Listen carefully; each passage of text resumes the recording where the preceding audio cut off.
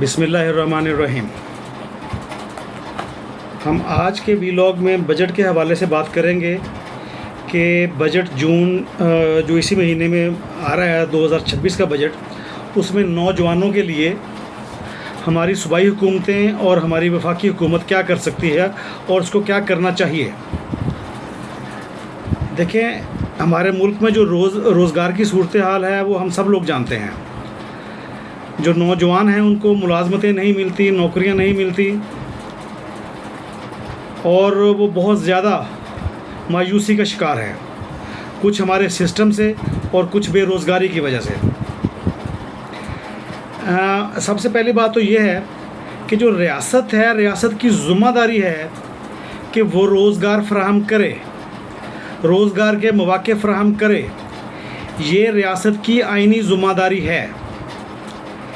इसी तरीके से ये तमाम हुकूमतों की ज़िम्मेदारी भी है, वफाक की ज़िम्मेदारी भी है और सूबों की ज़िम्मेदारी उससे ज़्यादा है, क्योंकि ज़्यादा वसाइल इस वक्त सूबों के पास हैं। सूबों की ज़िम्मेदारी बनती है कि वो अपनी हदूद में रहने वाले नौजवानों को रोज़गार फ़राहम करें। लेकिन बदकिस्मती ये है कि हमारी सियासी जमातें जिनकी हुकूमतें हैं 3 सूबों में और वफाक में, 4 सूबों में और वफाक में, वो तमाम की तमाम ब्लेम गेम का एक हिस्सा बन चुकी हैं। एक दूसरे पर इल्ज़ाम तराशी के अलावा इनको और कोई काम नहीं है। अच्छा, इसमें भी कोई शक नहीं है कि तमाम सियासी जमातों ने नौजवानों को फोकस किया हुआ है, क्योंकि नौजवानों के वोट ज़्यादा हैं। अच्छा, फोकस करने के बाद इन्होंने सिर्फ़ और सिर्फ जज्बाती नारों के ज़रिए उनकी अटैचमेंट अपने साथ रखी हुई है। नौजवानों के लिए सर्विसेज ये मुहैया नहीं कर रहे, नौजवानों को रोज़गार मुहैया नहीं कर रहे, नौजवानों के रोज़गार के लिए ये सोच भी नहीं रहे। लेकिन जज्बाती नारों के ज़रिए इन्होंने नौजवानों को अपने साथ एंगेज किया हुआ है। कोई पीपल्स पार्टी के साथ है, कोई मुस्लिम लीग नून के साथ है और अक्सरियत तो है ही पीटीआई के साथ।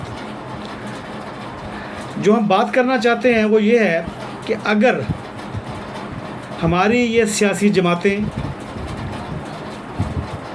मसलन हम बात ये करना चाहते हैं कि अगर पीएमएलएन की हुकूमत है पंजाब में और वफाक में, तो पंजाब में और वफाक में पीएमएलएन की ज़िम्मेदारी बनती है कि वो नौजवानों के लिए रोज़गार के मौक़े पैदा करे। बलूचिस्तान और सूबा सिंध में पाकिस्तान पीपल्स पार्टी की ज़िम्मेदारी बनती है, क्योंकि उसी की हुकूमत है कि वो वहाँ पर नौजवानों के लिए रोज़गार के मौक़े पैदा करे, नौजवानों को रोज़गार फ़राहम करे। इसी तरीके से केपीके में, खैबर पख्तूनख्वा में पाकिस्तान तहरीक-ए-इंसाफ की हुकूमत है और पिछले 13 साल से हुकूमत चली आ रही है। उसकी भी ज़िम्मेदारी बनती है, क्योंकि सबसे ज़्यादा नौजवान पीटीआई के साथ हैं। पीटीआई की हुकूमत की भी ज़िम्मेदारी बनती है कि वो अपने सूबे में नौजवानों को रोज़गार मुहैया करे या रोज़गार के मौक़े फ़राहम करे। हाँ, अगर ये तमाम हुकूमतें ये समझती हैं कि इनके पास इतनी कैपेसिटी नहीं है कि ये रोज़गार नौजवानों को फ़राहम कर सकें, तो फिर इनकी ज़िम्मेदारी बनती है कि ये नौजवानों को बेरोज़गारी अलाउंस दें। मसलन आप देखें कि पिछले 4 या 5 सालों में जो हमारे फ़्रेश ग्रेजुएट्स यूनिवर्सिटी से तालीम हासिल करके फ़ारिग हुए हैं, डिग्रियां उनके पास हैं, लेकिन उनको नौकरियां नहीं मिल रही। उनको नौकरी देना रियासत का काम है, सूबाई हुकूमतों का काम है, सियासी जमातों का काम है। देखें, हुकूमतें जो हैं वो सियासी जमात ही बनाया करती है ना।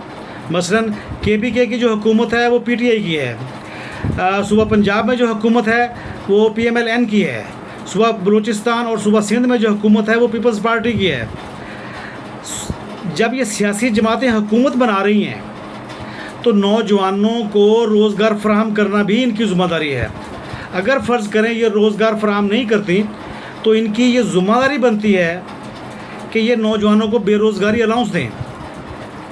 क्योंकि आज के दौर में जब माँ बाप अपने बच्चों का पेट पाल रहे हैं, उनको पेट पाल रहे हैं और उनको तालीम दिलवा रहे हैं। तालीम का मकसद यही है कि तालीम हासिल करने के बाद बच्चे रोज़गार पर जाएंगे और अपने घर वालों के लिए सपोर्टिंग होंगे। लेकिन यहाँ पर हालात उलट चल रहे हैं कि तालीम हासिल करने के बाद भी मुलाजमतें नहीं मिलती। वालिदैन, पेरेंट्स कब तक इन नौजवानों को सपोर्ट करते रहेंगे?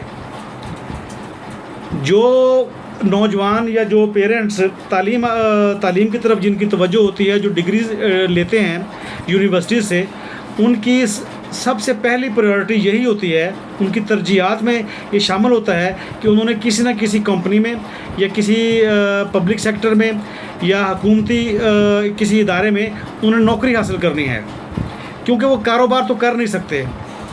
कारोबार करना एक ख़ास ब्रॉटअप का हिस्सा होता है। जो पढ़े लिखे नौजवान हैं वो कारोबार करने की पोजीशन में नहीं होते, और कारोबार के लिए भी इन्वेस्टमेंट चाहिए होती है। उनके पेरेंट्स तो, जो पढ़े लिखे नौजवान हैं, उनके पेरेंट्स तो उनकी तालीम पर पैसे लगा लगा कर खर्च कर कर के थक चुके होते हैं। वो कारोबार के लिए कहाँ से पैसे देंगे? फिर उनके बच्चों के अगले मामलात भी पेरेंट्स ने सोचने होते हैं। कोई शादी है, कोई बेटी की शादी है, बेटे की शादी है, बहुत सारी ज़िम्मेदारियाँ पेरेंट्स पर हैं। लेकिन रियासत अपनी ज़िम्मेदारी पूरी नहीं कर रही। रियासत नौजवानों के लिए रोज़गार के मौके फ़राहम नहीं कर रही। रियासत नौजवानों को बेरोज़गारी अलाउंस भी नहीं दे रही। हम ये कहते हैं कि अगर आप रोज़गार फ़राहम नहीं कर सकते तो कम से कम इन बच्चों को, जो फ्रेश ग्रेजुएट्स हैं, जो यूनिवर्सिटी से डिग्री लेकर फ़ारिग हुए हैं, आप इनको बेरोज़गारी अलाउंस तो दें। बेरोज़गारी अलाउंस भी इनका हक बनता है। देखें, अगर पार्लियामेंटेरियन की तनख्वाहें बढ़ सकती हैं, अगर जजेस की तनख्वाहें बढ़ सकती हैं, अगर जनरल्स की तनख्वाहें बढ़ सकती हैं, तो नौजवानों को बेरोज़गारी अलाउंस क्यों नहीं दिया जा सकता? आप अपने अखराजात कम करें, हुकूमतें, सूबाई हुकूमतें, वफाकी हुकूमत अपने अखराजात कम करें और नौजवानों को अकोमोडेट करें, ताकि नौजवानों को एहसास हो कि वो यानी कि उनके पीछे सोचने वाली कुव्वत एक बैठी हुई है। पहले उनके वालिदैन थे सोचने वाले, अब उनकी रियासत उनके लिए सोच रही है। उनको किसी तरह तो एहसास हो नौजवानों को कि अगर उनको रोज़गार नहीं मिल सका, चलें 6 महीने बाद या साल के बाद उनको रोज़गार मिल जाएगा, और उस वक़्त तक रियासत उनको बेरोज़गारी अलाउंस दे रही है। बच्चों को आप एहसास दिलाएंगे तो ही वो कौम के लिए कारआमद बन सकेंगे। अच्छा, यहाँ पर एक बात और हम करना चाहते हैं कि रियासत क्या करती है। रियासत नौजवानों को एक नया रास्ता दिखाती है कि आप बाहर चले जाएं, दुबई चले जाएं, यूरोप चले जाएं, इटली चले जाएं, स्पेन चले जाएं। वहाँ पर भी पेरेंट्स को ही पैसे लगाने पड़ते हैं, वहाँ पर भी वालिदैन ही पैसे लगाते हैं। अच्छा, यहाँ सोचने की बात यह है कि अगर रियासत ने बच्चों को पढ़ाना है, वालिदैन ने अखराजात करने हैं, तो इन बच्चों को पढ़ाकर आप दूसरे मुल्कों की तरक्की में तो इनको शामिल कर रहे हैं, आप अपने मुल्क की तरक्की में इन नौजवानों को क्यों शामिल नहीं करते? आपके पास क्यों इतनी गुंजाइश नहीं है नौकरियों की? जदीद दौर है, जदीद दौर में बेशुमार मुलाजमतें जो नेट से रिलेटेड हैं वो भी मिल सकती हैं, लेकिन रियासत की प्रायोरिटीज़ में नौजवान सिर्फ वोट की हद तक है। सियासी जमातों की प्रायोरिटीज़ में नौजवान सिर्फ वोट की हद तक हैं कि इनके वोट ज़्यादा हैं, हम इनसे वोट ले लें बस, और वो भी सिर्फ और सिर्फ जज्बाती नारों के ज़रिए। जैसे हमने पहले अर्ज़ की कि फ़र्ज़ करें इस वक्त नौजवानों की बहुत बड़ी तादाद पाकिस्तान तहरीक इंसाफ के साथ है, और पाकिस्तान तहरीक इंसाफ की हुकूमत मौजूद है सूबा खैबर पख्तूनख्वा में। अगर खैबर पख्तूनख्वा की हुकूमत यानी PTI की हुकूमत वहाँ पर अपने सूबे में नौजवानों को बेरोज़गारी अलाउंस दे, जो बेरोज़गार नौजवान हैं, पहली प्रायोरिटी तो ये होनी चाहिए वो उनको मुलाजमतें दे, उनकी ज़िम्मेदारी बनती है। रोज़गार के मौके पैदा करना उनकी ज़िम्मेदारी बनती है। चलें, रोज़गार नहीं है तो आप इन नौजवानों को बेरोज़गारी अलाउंस दें। जब पाकिस्तान तहरीक-ए-इंसाफ की हुकूमत खैबर पख्तूनख्वा में नौजवानों को बेरोज़गारी अलाउंस देगी तो उसका सबसे ज़्यादा असर पाकिस्तान पीपल्स पार्टी और PMLN पर पड़ेगा, क्योंकि इनकी भी 3 सूबों में इनकी हुकूमत है। इनको भी मजबूर होना पड़ेगा कि वो अपने सूबे के अंदर मौजूद नौजवानों को बेरोज़गारी अलाउंस दें। ये तहरीक जो बेरोज़गारी अलाउंस की तहरीक है, ये नौजवानों ने ख़ुद चलानी है। हम आपके सामने एक मुकदमा पेश कर रहे हैं, एफ़र्ट आपने करनी है।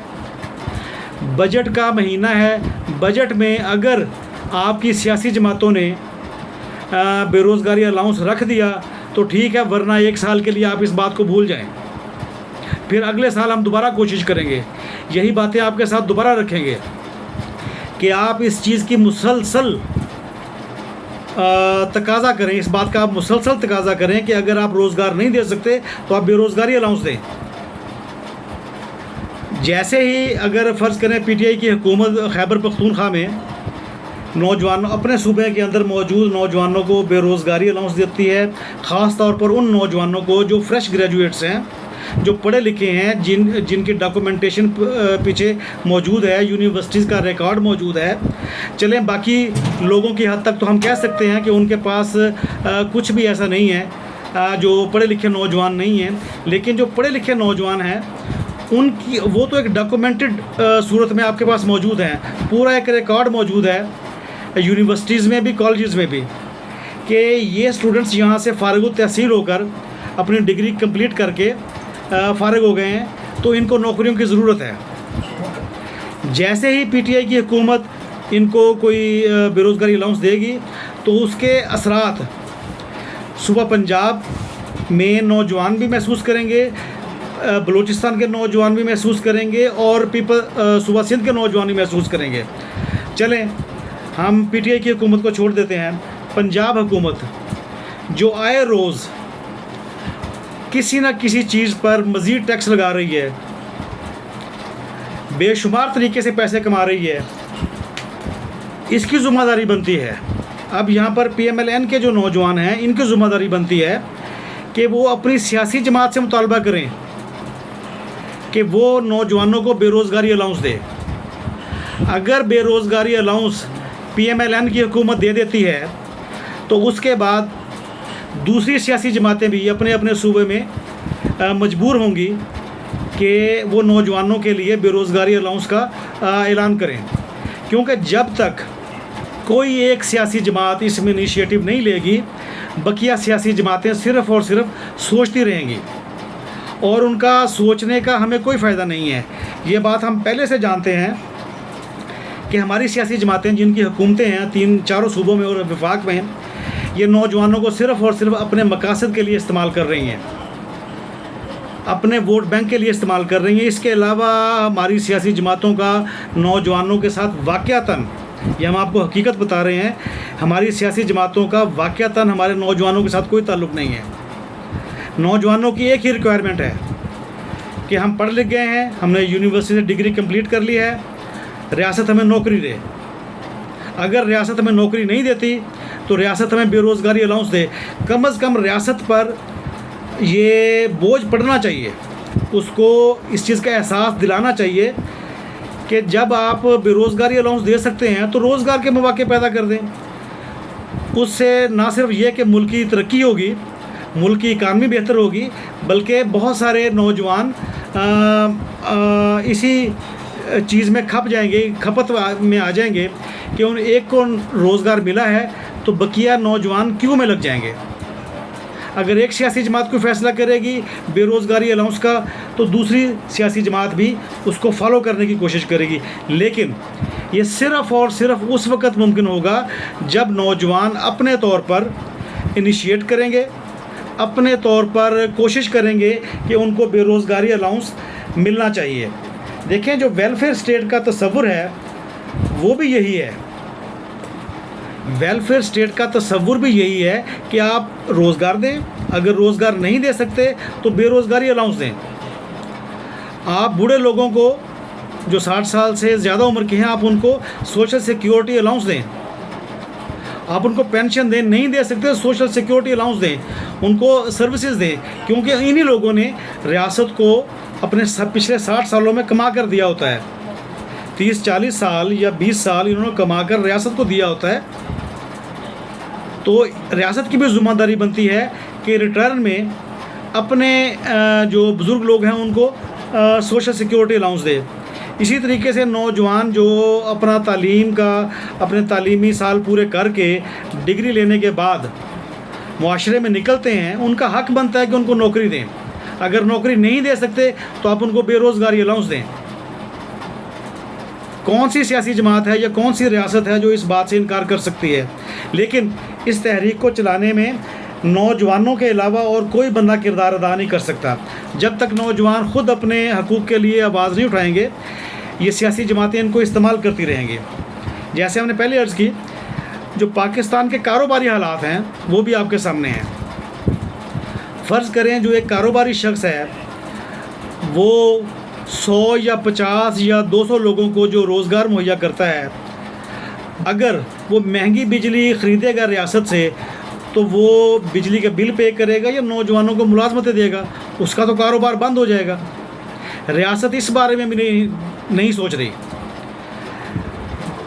बेरोज़गारी अलाउंस का तकाज़ा दरअसल रियासत को सोचने के लिए मजबूर करना है कि रियासत सोचे। रियासत की ज़िम्मेदारी बनती है, और इससे पहले ज़िम्मेदारी बनती है हमारे नौजवानों की कि वो रियासत को मजबूर करें बेरोज़गारी अलाउंस का तकाज़ा करके। जब तक आप तकाज़ा नहीं करेंगे, कोई रियासत या कोई हुकूमत आपके बारे में नहीं सोचेगी। जब तक आप नहीं मांगेंगे आपको नहीं मिलेगा। यहाँ पर हम आज का अपना वीलॉग ख़त्म करते हैं और आपसे रिक्वेस्ट करेंगे कि आप हमारे वीलॉग को ज़्यादा से ज़्यादा शेयर करें। जब आप इस वीलॉग को ज़्यादा से ज़्यादा शेयर करेंगे तो ऑटोमेटिकली आपकी आवाज़ ऐवानों तक पहुंच जाएगी। Thank you very much.